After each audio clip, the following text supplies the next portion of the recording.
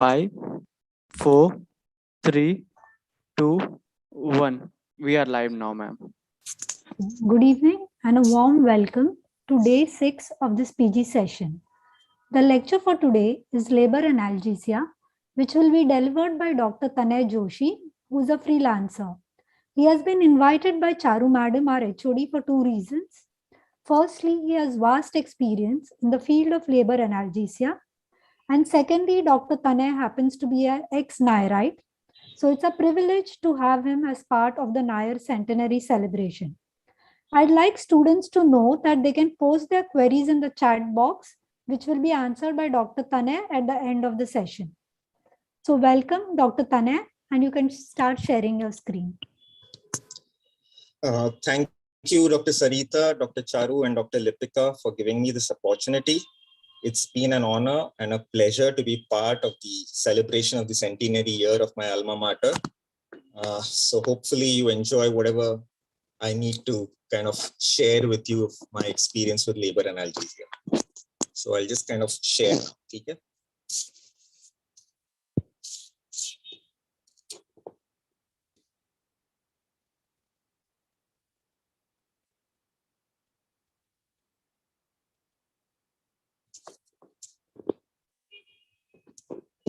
So is it visible?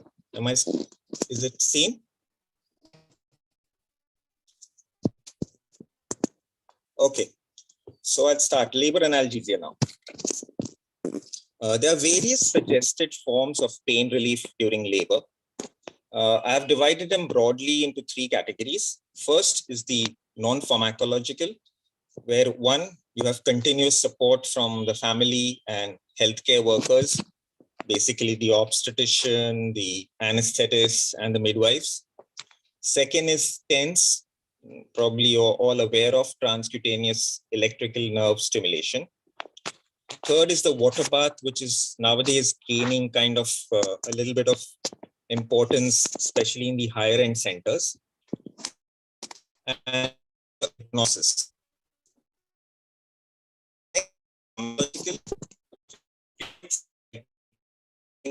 Fentanyl and tramadol are used. Then you have ketamine, which is used very low doses. Inhalational. The commonest is Entonox, which is a combination of 50% of nitrous oxide and 50% oxygen. There is something called as Cevox nowadays, where it is 0.8% of sevoflurane with oxygen. Now, I have had experience with people using Entonox, not with Cevox at all. Actually, I haven't seen Cevox.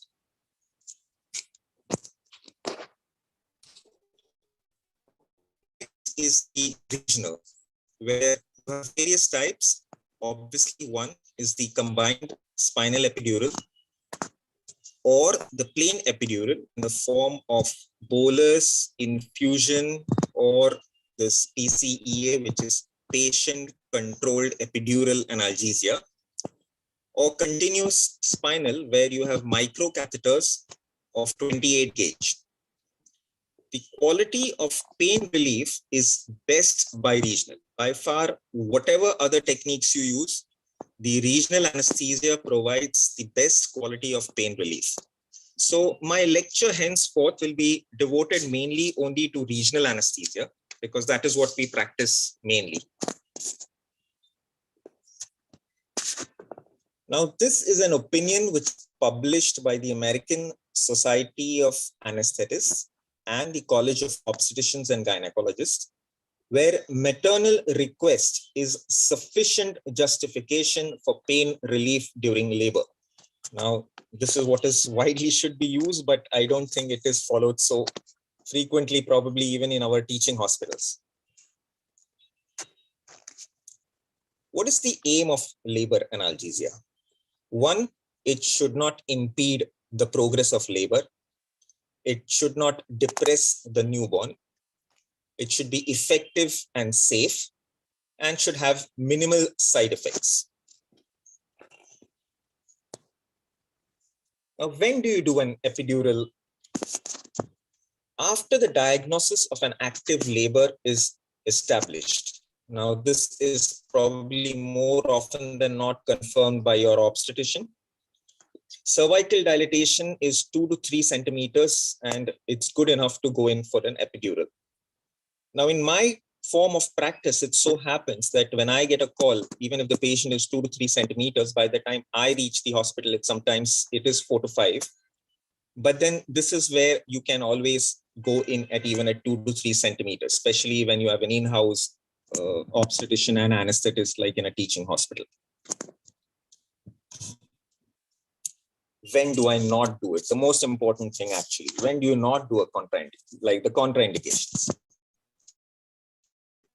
First is patient refusal. Second, as we all know, any coagulopathy where the clotting is deranged, I wouldn't go in if the platelets are less than 70 to 80,000, especially the epidural, spinal still. When third is infection at or near the needle insertion site, hypovolemia, where the fetal heart rates are non-reassuring. Now, some of these are kind of relative contraindications, like previous back surgeries, like lumbar fusion or Harrington rod, progressive neurological diseases, raised ICT, septicemias. Now, this is something which all of you can just look it up. It's available on the American Society of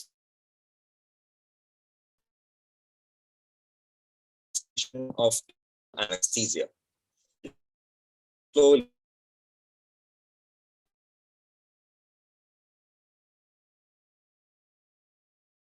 patient should be available. It should be initiated by a physician who is with appropriate privileges. So basically what they say is that the anesthetist should be qualified. It should not be administered by an unqualified anesthetist. The patient has to be examined pre-op and an obstetrician to be available all the time. IV infusion to be established before and maintained throughout the neural anesthesia. Maintain vital signs and a fetal heart rate record, which should be kept. Then standards for basic anesthetic monitoring should be applied. In addition to the anesthesiologist qualified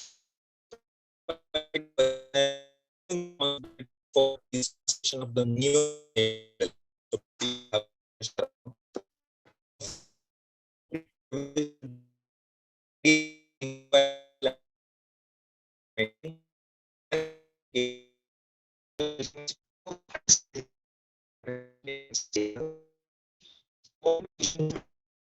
appropriate post-anesthetic care, and policy ensuring the availability of physician to manage complications and provide to the patients receiving post-anesthesia care should be prepared. So probably all of these should be available in the teaching hospital.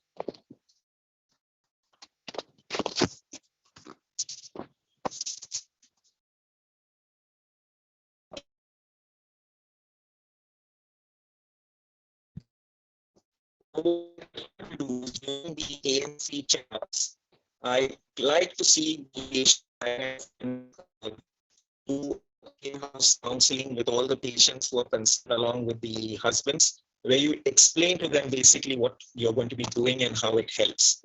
That becomes a kind of an informed consent, and more often than not, I like to take a written consent during the ANC checkups and a final consent when they go in for an epidural. The position. Now, obviously, there are two types, sitting, and some people could be comfortable in lateral. I prefer the sitting position because the forward lean helps maximize distance between spinous processes. The use of USG in obese patients. Aesthetic. Epidural space to be you're comfortable with, like loss of resistance to air or loss of resistance to saline. I prefer the loss of resistance to saline. Due sepsis, low concentration of local anesthetic with lipid soluble opioids. Basically, what we do is you have to have a mobile epidural.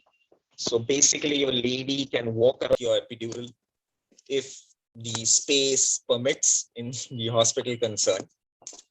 And yes, as we spoke of monitoring of pulse, blood pressure, SpO2, and fetal heart sounds. The blood pressure and SpO2 normally would every 15 minutes for the first hour and then every half an hour till obviously the patient delivers.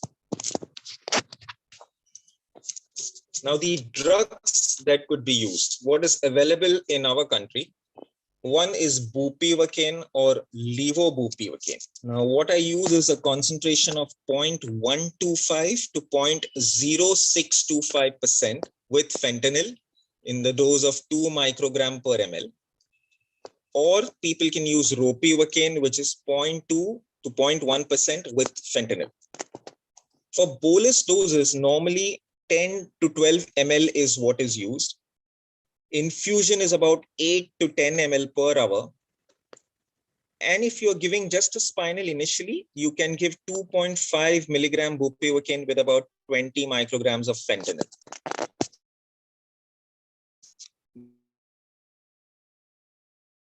Controversy about a test dose being given. Some people say now that it is not necessary. I prefer giving a test dose in the sense that technically my local anesthetic as far as lignocaine is concerned goes in when you put in the epidural, and the bupivacaine you can give is a low dose initially, just about 2 ml, and then wait and then give your bolus. Some people prefer withholding the bolus doses for an infusion in the second stage. That is, some obstetricians don't want it to be given. So it's entirely actually sometimes their choice, but I prefer continuing with an epidural. Now, what are the pearls? As far as early labor is concerned, if you get called in, I prefer putting in an epidural. Though some you can always also opt for a combined spinal epidural. So you have enough time till the spinal action wears off of your low dose, and then you can start with the epidural. As far as patient is near or full dilatation, sometimes even just a single dose spinal helps, but then your obstetrician has to be very clear that the patient may not have to progress for a cesarean section. In such cases, I prefer a combined spinal epidural where I would do a spinal and have the epidural just in case patient needs to go in for a cesarean section. Or can use just a pudendal block if it's really very late.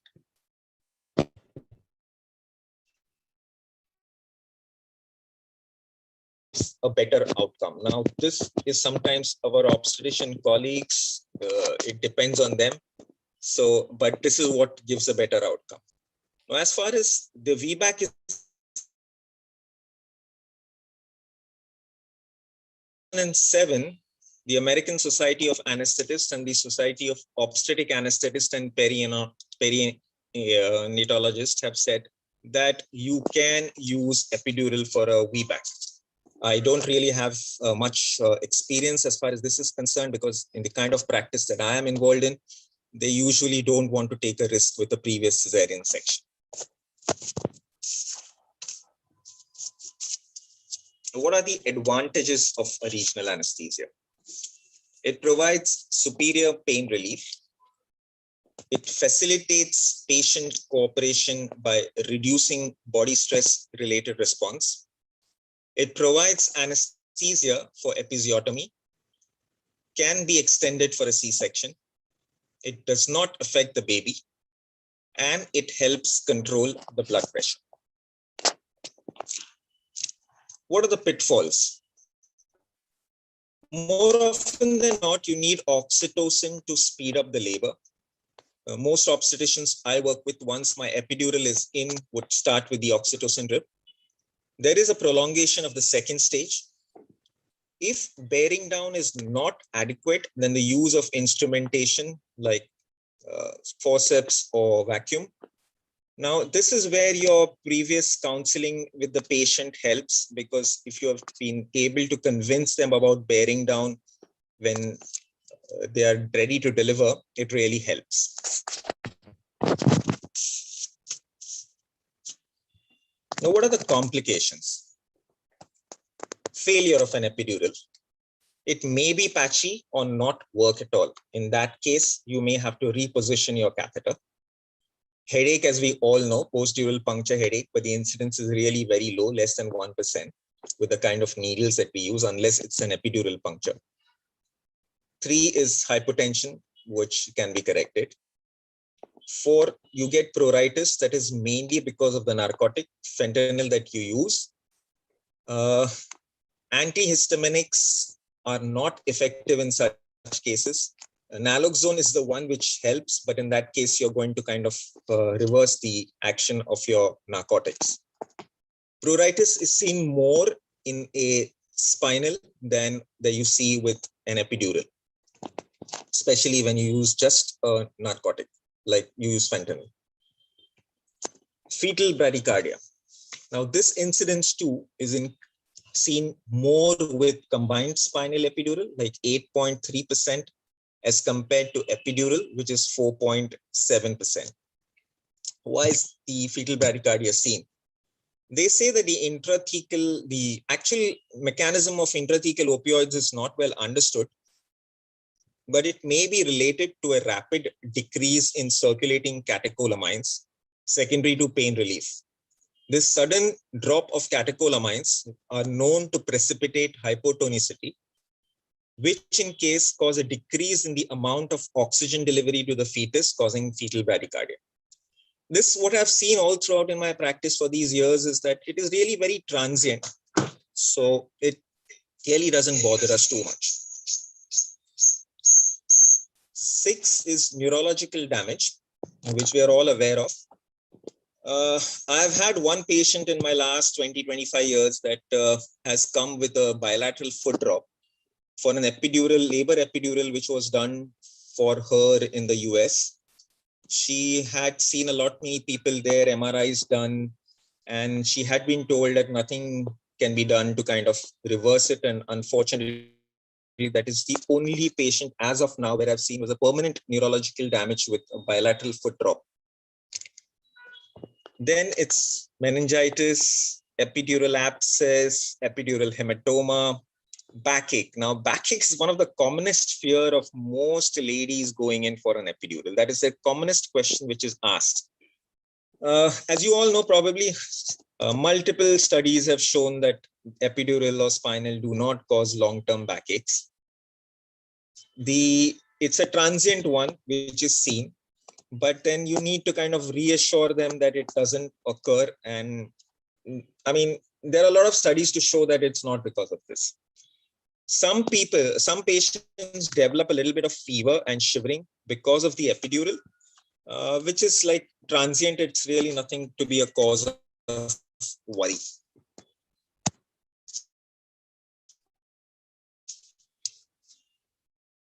The efficacy. I always tell them that I aim for 80% relief. Now, this is why then it helps for bearing down. If you have that feeling that your uterus is contracting for delivery, they have to sense that 20% to help when they're fully dilated to bear down. Studies have shown that 90% of the women who have had an epidural are extremely satisfied. I mean, I have yet to see any lady who says, no, thanks. I mean, I was not happy with the epidural. Most women who have had an epidural will opt for the same in future pregnancy.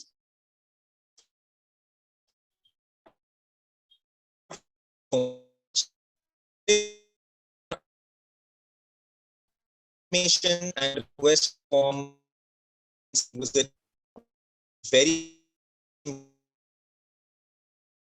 by and large, best choice for a smiling, pain-free labor. Thank you very much.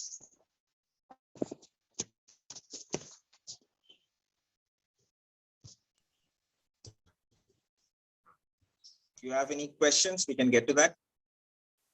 Yeah, thank you, Dr. Tanay, for that very practical presentation. Varun or Mosam, are there any questions in the chat box?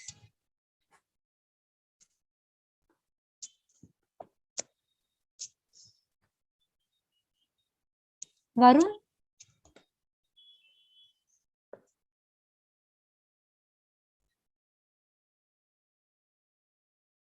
Hello. I guess I can hear you. Okay, so they should be able to hear too. I just ask them if there are any questions in the chat box.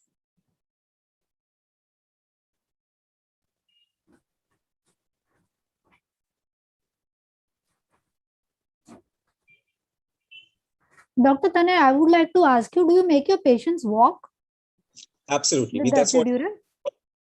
Yeah, that's why I call that the mobile epidural. Now, most often I do an infusion. So I have that infusion pump attached to the IV stand with the wheels, so that if the hospital allows it, in the sense that a labor room has enough space, they can walk around with the IV stand with the husband helping them around. Okay. And sometimes the obstetricians also prefer them to be sitting down, on, kind of to help, as we talked of descent. So we do allow them for mobility. Okay.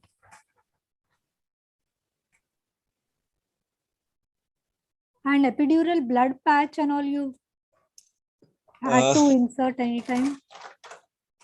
Till now, thankfully, not for a labor epidural. I've never had to do an epidural blood patch. I have had 2 patients who have had, what do you call that? The spinal, for the lumbar puncture, basically, which was done with 23 gauge needles. For those, I've done epidural blood patch.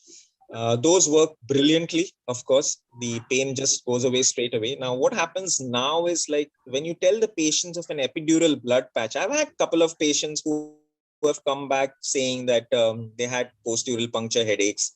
And what happened is, when you tell them of the epidural again, they kind of then they're hesitant, and then they are okay with the painkillers, and kind of it then settles down with a couple of days. So very frankly, I've not had to do anyone for the labor epidural. Okay. How early do you remove that epidural catheter? Most often it is, if the patient progresses for a cesarean section, we keep it on for another day. But if it is just a plain this thing, I give a final dose once the episiotomy is done, just a top up, and then I remove the catheter. Because more often than not, I wouldn't be visiting the place again for some time. So then I have to then otherwise, I don't have residents to do my job. So kind of I remove it myself. Once the episiotomy is sutured, I give them a bolus and I remove it. Okay.